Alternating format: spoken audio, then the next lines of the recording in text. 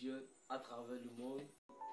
Ajoutez à votre foi la vertu, à la vertu ajoutez la connaissance, à la connaissance ajoutez la tempérance, à la tempérance ajoutez la patience, à la patience ajoutez la piété, à la piété ajoutez l'amour fraternel, à cet amour fraternel ajoutez la charité, c'est-à-dire l'amour agapao. Alors à notre foi nous avons ajouté la vertu. Alors, à cette vertu aujourd'hui, nous allons ajouter la connaissance.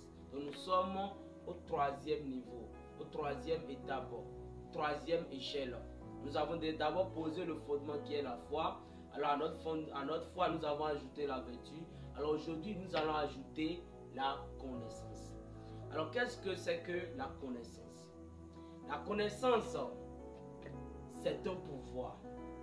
La connaissance, c'est le savoir.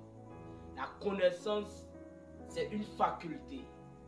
La connaissance, c'est l'idée que tu as de quelque chose. Voyez-vous, la connaissance, c'est une faculté. La connaissance, c'est le pouvoir.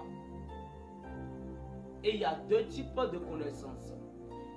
Nous avons différents types de connaissances. La connaissance du bien et du mal et la connaissance de l'arbre de vie. C'est-à-dire la connaissance Maha et la connaissance de Dieu. Alors quand nous entrons dans la connaissance de l'arbre du bien et du mal, nous voyons que tout ce qui est dans le monde, toute la science évolue sur la connaissance du bien et du mal. Regardez, nous avons la voiture. Quelle connaissance a créé la voiture? C'est la connaissance Maha, c'est la connaissance du bien et du mal. Aujourd'hui, nous avons même des appareils qui voyagent sur des zones, qui voyagent sur des planètes et tout. Tout ça, c'est la connaissance du bien et du mal. Et la science évolue. Sur quelle connaissance? La connaissance du bien et du mal. La connaissance Maha. Et vous allez voir que la science ne fait que évoluer. La science ne fait que évoluer. La science ne fait que inventer des choses. Ne fait que inventer des choses. Voyez-vous, jusqu'au point aujourd'hui même, nous avons des bombes qu'on a intitulées Satan 2 et tout. Tout ça, c'est la connaissance du bien et du mal. Ça, c'est la connaissance Maha. Et il y a des choses aujourd'hui que si on largue ces bombes-là aujourd'hui, cela peut détruire tout le monde entier en une seule fraction de minute. Ça, c'est la connaissance Maha. Et ce monde que vous voyez fonctionne, la science fonctionne sur cette connaissance-là. Même le président, pour que le président soit élu, c'est la connaissance. S'il n'a pas la connaissance, il ne saura pas comment pionner, comment faire ceci, comment placer celui-ci ici, comment placer celui-ci ici, ainsi de suite, ainsi de suite. C'est à cause de sa connaissance même qu'on l'a élu au pouvoir. Donc ce monde est basé sur la connaissance. Donc la connaissance est un pouvoir. Si tu n'as pas la connaissance, tu seras nul. Même si nous prenons le cas d'un élève. Un élève qui n'a pas la connaissance, il ne fait que reprendre la même classe. Pourquoi? Parce qu'il n'a pas la connaissance. Il va toujours reprendre la même classe. Et celui qui vient dans cette classe, si la personne a la connaissance, vous allez voir, il va continuer dans une autre classe, ainsi de suite, ainsi de suite. Donc si tu n'as pas la connaissance, tu es minimisé. Si tu n'as pas la connaissance, tu n'es rien dans ce monde-ci. Donc la connaissance est un pouvoir. La connaissance est une faculté que tout un chacun de nous ici sur terre, nous devons avoir la connaissance. Mais ici, nous ne parlons pas de la connaissance Maha. Nous ne parlons pas de la connaissance de l'arbre du bien et du mal. Mais ici, nous parlons de la connaissance de l'arbre de vie.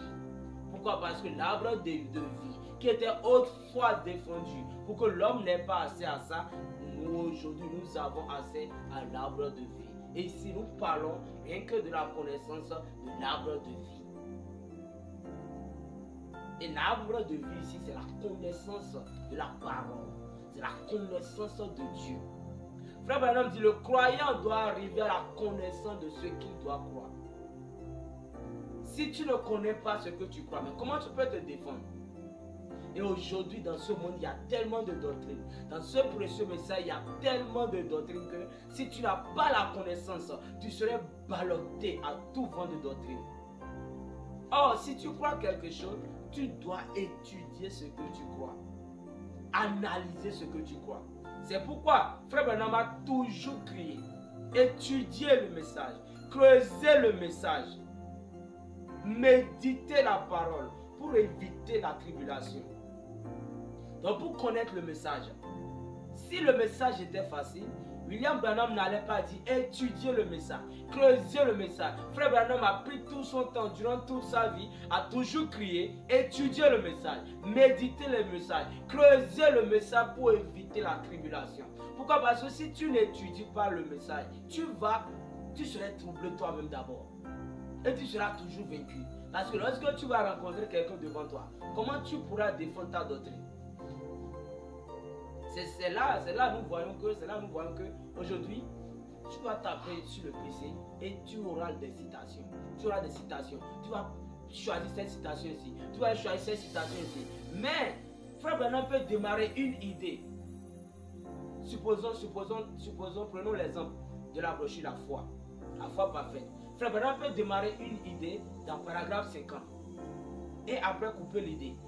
Et si tu continues à lire jusqu'au paragraphe 60 ou 70, tu verras que maintenant il a continué l'idée qu'il avait démarrée dans le paragraphe 50. Maintenant, si toi tu ne lis pas toute cette brochure pour bien étudier cette idée, pour bien méditer cette idée, pour bien creuser cette idée, tu vas tomber en défaillance. C'est-à-dire tu vas ériger une doctrine qui ne va pas tenir. Et comme ça, tu serais ballotté à tout vent de doctrine. C'est pourquoi la connaissance aujourd'hui est très importante. Et nous parlons de la connaissance de la parole. Vraiment dit, le croyant doit arriver à connaître, à parvenir à la connaissance, à parfaite connaissance de ce qu'il doit croire. Imagine, tu tombes malade. Maintenant, si tu tombes malade, quelle est l'écriture qui parle de la maladie? Si tu n'as pas la connaissance, comment sauras-tu que la Bible a dit, Dieu dit, je suis l'Éternel qui vous guérit de toute votre maladie. Maintenant, si tu n'as pas la connaissance, comment sauras-tu que Dieu avait dit qu'il est l'Éternel qui nous guérit de toutes nos maladies? Ce n'est pas ça seul. Il dit, la Bible dit, vous servirez l'Éternel votre Dieu, il bénira vos pains et vos eaux, et retranchera la maladie du milieu de vous. Maintenant, si toi tu n'as pas la connaissance, comment tu peux savoir que Dieu a dit que si tu le sais, si tu es fidèle à lui, il retranchera la maladie du milieu de toi? C'est pas ça seul. Il a encore une autre écriture. Il y en a plein d'écritures. La Bible dit, par cette écriture, on est guéri. Et nous étions déjà guéris. Il suffit juste de t'identifier à la promesse déjà accomplie pour recevoir ta guérison. Maintenant, si tu n'as pas la connaissance, lorsque tu serais dans un problème, lorsque tu serais dans une situation, mais comment peux-tu t'en débarrasser? Lorsqu'un démon viendra t'attaquer, lorsque quelque chose viendra t'attaquer, mais comment tu peux t'en débarrasser si tu ne parviens pas à la connaissance de la parole? C'est pourquoi aujourd'hui la connaissance est très capitale. Aujourd'hui la connaissance est un pouvoir. Et si tu n'as pas la connaissance, tu serais ballotté à tout vent de doctrine. C'est pourquoi Frère Branham a pris tout son temps. Il a toujours crié, creuser le message, étudier le message, méditer le message, analyser le message pour éviter la tribulation. Comment tu peux savoir que ceci est faux et ceci est vrai si tu n'as pas la connaissance? C'est là où vous allez voir aujourd'hui, beaucoup disent dans le message que Frère Branham s'est contredit. Que Frère Branham se contredit. Frère Branham ici, il refuse la chose, mais ici, il accepte. Mais le prophète ne peut pas se contredire. Dieu ne se contredit pas. Pour avoir la connaissance, pour savoir que, voici il a dit ceci ici, voici il a dit cela ici, il faut méditer la parole. C'est là, lire est différent de méditer. Lire quelque chose, c'est différent de méditer. C'est l'esprit qui lit, mais c'est l'âme qui médite.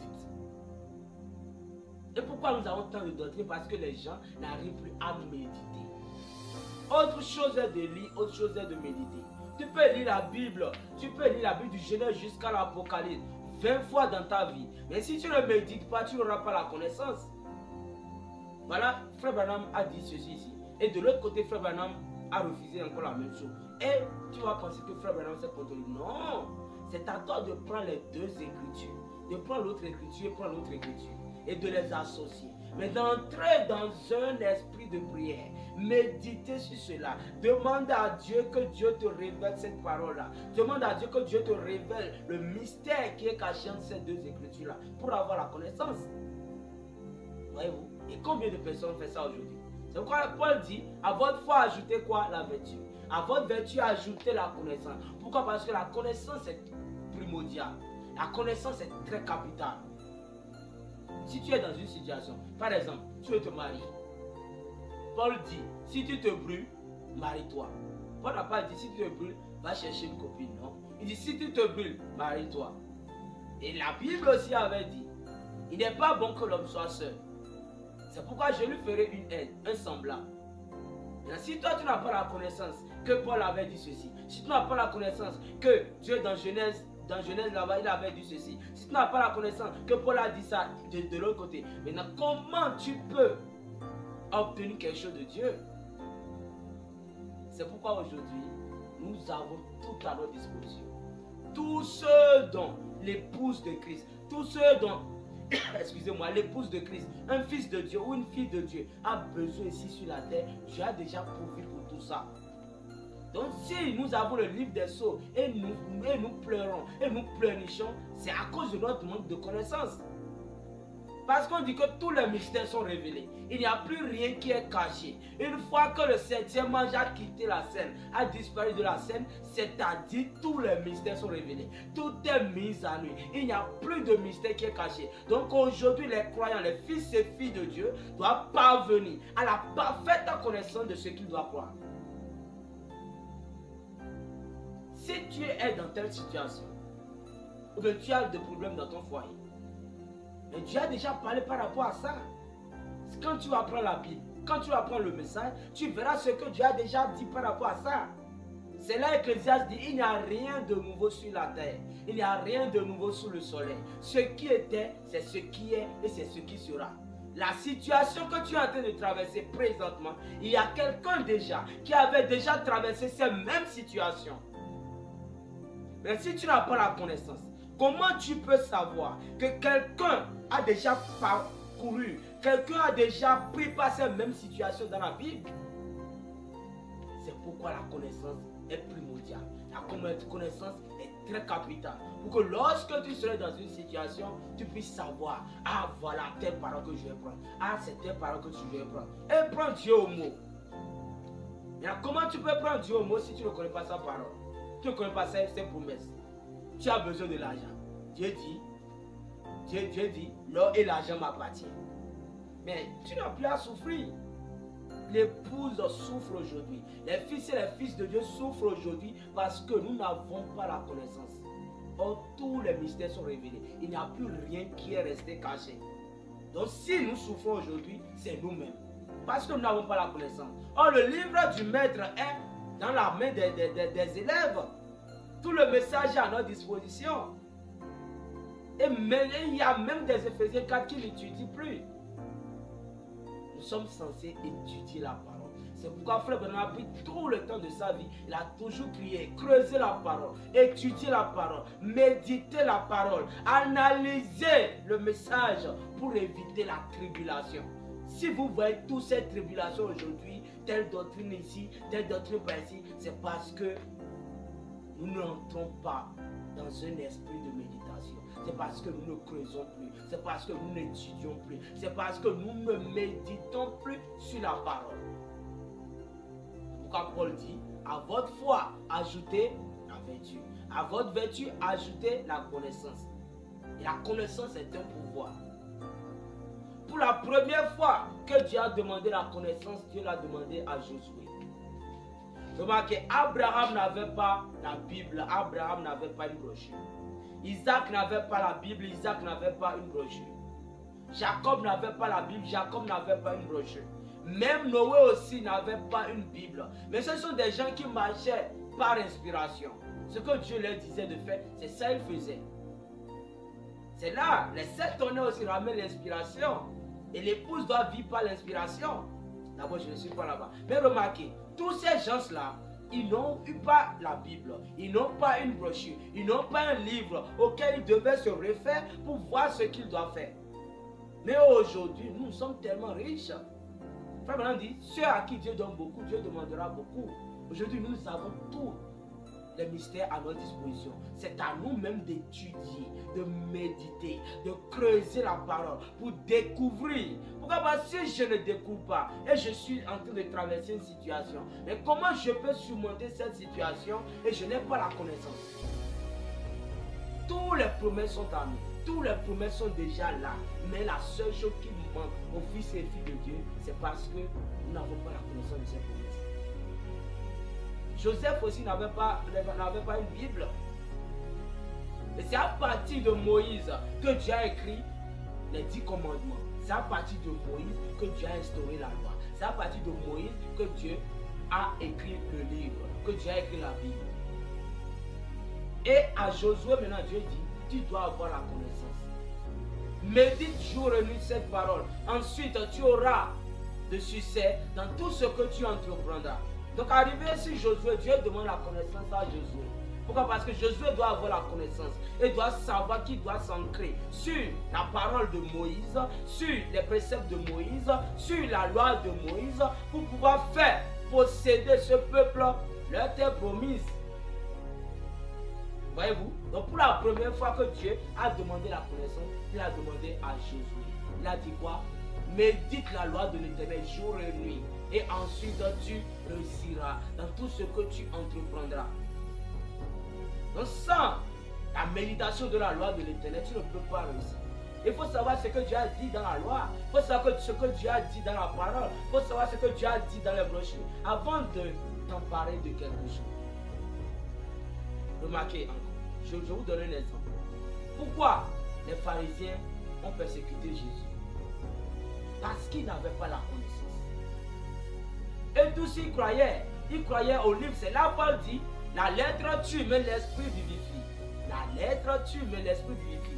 Et Frère Branham dit dans une brochure, connaître lui, c'est ça la parole. Pas connaître son livre.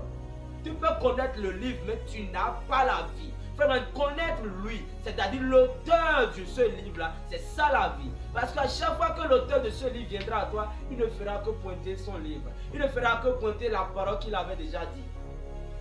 Tu peux maîtriser la Bible, maîtriser tous les messages, mais ce n'est pas ça la vie. Connaître l'auteur de la Bible, connaître le Dieu de William Branham, c'est ça la vie. Voyez-vous? Donc l'épouse doit parvenir à la connaissance de ce qu'il doit croire. Les pharisiens, ils connaissaient le livre.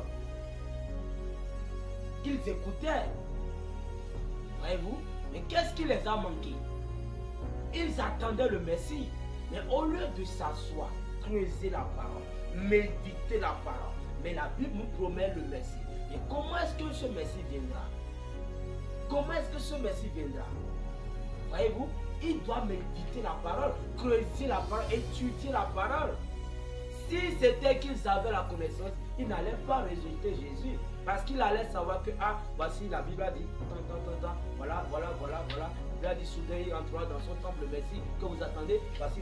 Donc c'est lui qui est le Messie. Voilà. Voyez-vous? Mais ils n'ont pas la connaissance. Pourquoi? Parce qu'ils n'étudiaient plus. Ils ne méditaient plus. Ils ne creusaient plus la parole. C'est là que j'aime beaucoup la citation de l'apôtre Jonas Samson Bateta. Il dit quoi? Écoutez la parole. Méditez la parole. Restez constamment dans la parole et vous deviendrez la parole. Et ça a été vérifié et c'est parfait. Sa citation dit quoi? Écoutez la parole. Méditez la parole. Restez constamment dans la parole et vous deviendrez la parole. Et c'est vrai. Si tu écoutes la parole, pourquoi? Parce que la Bible dit quoi? La foi vient de ce qu'on entend. Tu auras la foi en écoutant la parole. Si tu médites la parole va s'ancrer à toi. Et tu te mets dans une atmosphère de la parole. Et tu ne peux que devenir la parole. C'est le seul moyen de pouvoir avoir la connaissance. Écoutez la parole. Méditez la parole. Restez constamment dans la parole et vous deviendrez la parole. C'est tout ce que j'ai à partager avec vous aujourd'hui par rapport à la connaissance. Je suis juste en train de faire le résumé. C'est aussi, je vais entrer dans les enseignements. Ce sont des grands enseignements. Simplement, si je prends la connaissance, on peut me faire des mois et des mois sur ça. Mais je suis en train juste de faire des résumés de cet âge de l'église, de comment gravir chaque étape, comment gravir chaque niveau jusqu'à arriver à la statue de l'homme parfait, jusqu'à être le lieu d'habitation de Dieu, le distributeur de la puissance de Dieu par sa parole. Alors shalom, que Dieu vous bénisse richement. C'était votre frère Joram le Logos. Abonnez-vous à notre chaîne Royaume Messianique pour ne pas manquer nos prochaines vidéos. Tout est possible à celui qui croit. Shalom.